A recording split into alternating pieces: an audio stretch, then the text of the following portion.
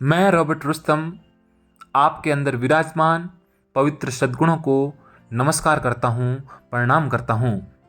आज इस वीडियो में मैं आपका ध्यान अच्छाई और बुराई के मध्य होने वाले द्वंद्व युद्ध की तरफ आकर्षित करना चाहूँगा। साथियों, अच्छाई और बुराई हमारे शरीर के अंदर निवास करती है और साथ साथ निवास करती है। और अच्छाई और बुराई के मध्य जो सच्चा युद्ध होता है वो हमारे शरीर के अंदर ही होता है, हमारे मन के अंदर होता है, हमारे मस्तिष्क के अंदर होता है। और इस युद्ध में जो विजय होता है वही गुण हमारे कर्म के रूप में, हमारे व्यवहार में प्रदर्शित होता है। अक्सर कहा जाता है, दार्शनिक कहते हैं कि प्रत्येक व्यक्ति में ईश्वर निवास करता है। इसका अर्थ ये होता है कि प्रत्येक व्यक्ति में ईश्वर नहीं बल्कि अच्छाई निवास करती है, सद्गुण निवास करते हैं। ईश्वर यानी भगवान निवास करते हैं। भगवान का अर्थ ये सद्गुणों का स्वामी, जिनके पास अनंत सद्गुण हो।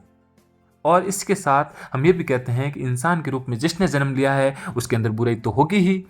और जब हम ऐसा कह रहे होते हैं तब हम इस तरफ ध्यान आकर्षित करते हैं कि व्यक्ति के शरीर के अंदर बुरे के गुण भी होते हैं, अवगुण भी होती है, पशुता भी होती है, दुष्टता भी होती है।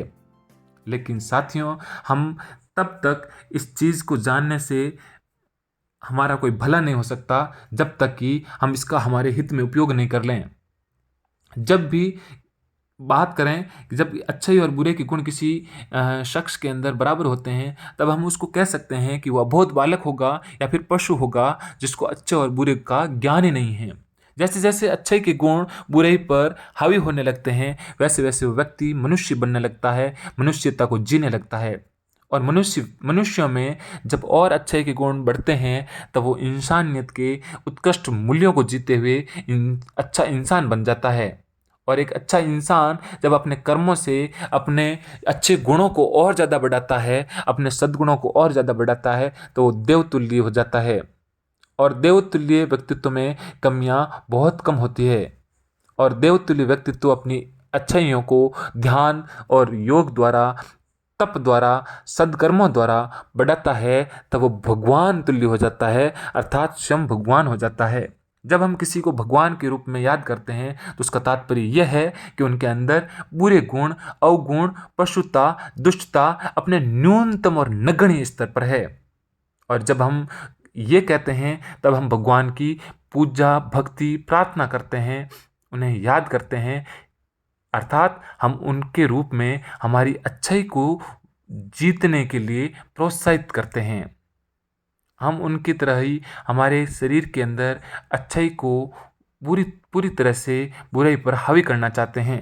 लेकिन जब हम बुराई को कर्मों के माध्यम से जी रहे होते हैं, हम बुरे कर्म कर रहे होते हैं, तब हमारी आसक्ति, हमारी इच्छा, आकांक्षा बुराई की तरफ आकर्षित होती है। अर्थात अच्छाई और बुराई के द्वंद्व युद्ध में हम प्रारंभ में जिसे जीतने देंगे वो गुण हमारे धीरे धीरे कर्मों पर राज करने लगेगा। इसलिए हमें ये प्रयास करना है कि अच्छाई और बुराई के युद्ध में हमें अच्छाई को विजयश्री दिलानी है।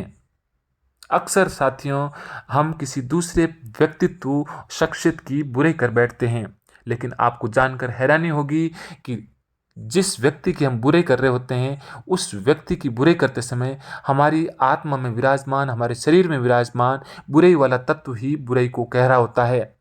और जब जब हम बुराई वाले तत्वों को, हमारे बुराई करने वाले गुणों को, बुरे गुणों को बोलने का अवसर देंगे, कर्म करने का अवसर देंगे, तब तब हम हमारा खुद का नुकसान कर बैठते हैं। इसलिए विद्वान लोग अक्सर कहते हैं कि हमें किसी की बुराई नहीं करनी है, क्योंकि हम बुराई करते हुए हम हमारा स्वयं का नुकसान कर बैठते हैं। साथियों, ये जो संकल्पना है अच्छाई और बुराई के मध्य द्वंद्व युद्ध की, उम्मीद करता हूँ कि आपको पसंद आएगी, आपको अच्छी लगेगी। और हम प्रयास करेंगे कि हमारे जो अच्छाई वाले गुण हैं उन्हें विजयश्री दिलवाएं, उन्हें हमेशा अधिक से अधिक बढ़ाने की कोशिश करें। और हमारे जो बुरे वाले गुण हैं उनके बारे में जानकारी प्राप्त करें, फीडबैक प्राप्त करें, जानने और उनको कम करने का प्रयास करें। बहुत बहुत धन्यवाद।